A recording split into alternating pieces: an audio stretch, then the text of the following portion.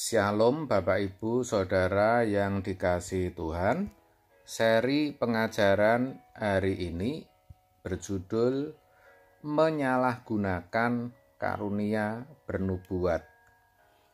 Seperti sudah saya jelaskan sebelumnya bahwa karunia roh dianugerahkan untuk kepentingan bersama. 1 Korintus 12 ayat 7. Apapun karunia itu, tidak terkecuali dengan karunia bernubuat. Orang yang memiliki atau mendapat karunia bernubuat harus menerima dan menggunakannya dengan benar sesuai kehendak Tuhan. Roma 12 ayat 6 bagian B mengatakan, jika karunia itu adalah untuk bernubuat, baiklah kita melakukannya sesuai dengan iman kita. Jadi kalau sampai digunakan dengan tidak benar, artinya yang disampaikan bukan pesan dari Allah, maka akan sangat berbahaya. Kalau kita belajar kitab Yeremia, kita akan tahu betapa beratnya Yeremia kala itu, di mana ia berada di tengah banyaknya nabi-nabi palsu. Yeremia secara konsisten menempatkan diri dengan benar, tidak terbawa arus kebanyakan. Di sisi lain, ternyata cukup banyak deretan nabi yang bernubuat palsu dengan penglihatan bohong mereka. Sampai Tuhan berfirman kepada Yeremia, para nabi itu bernubuat palsu demi namaku. Aku tidak mengutus mereka, tidak memerintahkan mereka, dan tidak berfirman kepada mereka. Mereka menubuatkan kepadamu penglihatan bohong, ramalan kosong, dan tipuan rekaan hatinya sendiri. Yeremia 14 ayat 14. Terkait akan hal itu, Yeremia mencoba memohon kepada Tuhan agar murkanya tak melebar, tidak sampai kepada umat, tapi hanya kepada para nabi yang bernubuat palsu itu saja. Tetapi dengan tegas pula, Tuhan berkata tidak akan menunda hukuman bagi bangsa itu. Yeremia 15 ayat 1.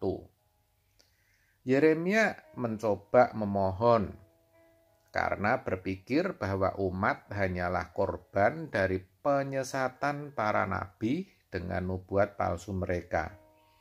Yeremia 14 ayat 17 sampai 22.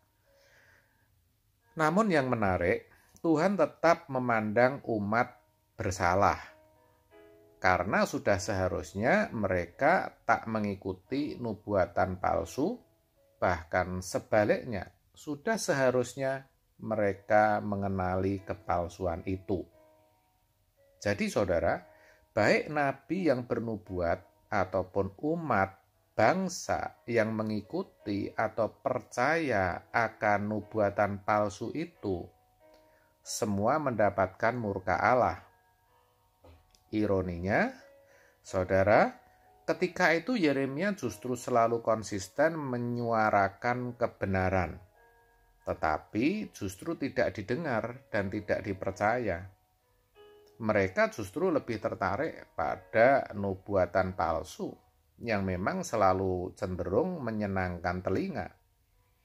Ini tentu merupakan pelajaran yang mahal dan berharga bagi kita semua, bagi pelayan atau hamba Tuhan atau pengajar yang memperoleh karunia bernubuat. Haruslah menerima dan menggunakannya dengan tujuan yang benar. Jangan memalsukan nubuatan dan jangan dibuat-buat. Sedangkan kita sebagai orang percaya juga jangan menerima dan mengikuti saja nubuatan palsu. Sebaliknya, kita seharusnya bisa mengenali kepalsuan itu. Sayangnya yang ada di lapangan, banyak orang Kristen yang justru senang dengan nubuatan, walaupun faktanya lebih banyak yang palsu daripada yang asli. Kenapa bisa begitu? Jawabnya sederhana, saudara. Dari dulu yang namanya kepalsuan memang lebih menarik, lebih disukai, dan lebih banyak pengikutnya. Bahkan di masa Tuhan Yesus sendiri, lebih banyak umat yang selalu beribadah, berdoa siang dan malam, berpuasa 1 minggu 2 kali, tak pernah lalai dalam persembahan dan perpuluhan, tapi akhirnya membuktikan diri sebagai si munafik. Kepalsuan mereka dengan segera terlihat ketika mereka berteriak, "Salibkan dia." Padahal sebagian besar dari mereka telah melihat, bahkan menikmati anugerah dan kuasa ilahi melalui Kristus Yesus.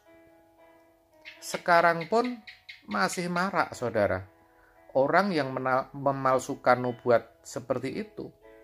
Biasanya berceramah betapa mudahnya jalan hidup, betapa hebatnya saudara.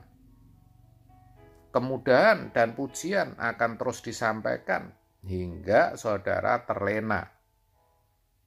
Lalu berbagai fenomena atau hal-hal yang dibesar-besarkan akan terus disampaikan. Dan tak berhenti sampai di situ. Mereka akan banyak berbicara juga tentang sukses, materi, kuasa yang memang saudara inginkan. Semua sepertinya cocok dengan keinginan kita, keinginan saudara, yang walaupun dengan jujur kita sadari, kita tahu itu bukan kehendak Tuhan. Yang pasti, hamba kepalsuan selalu berambisi hidup dalam kegelimangan materi yang tak bertepi. Akhirnya saya hanya berdoa, semoga saudara tidak terjebak dalam kepalsuan nubuatan dan penglihatan. Agar apa? Agar murka Tuhan tidak jatuh atas diri saudara. Semoga kita semua setia dan semakin mencintai kebenaran, agar kepalsuan bisa ditelanjangi. Amin. Tuhan Yesus memberkati.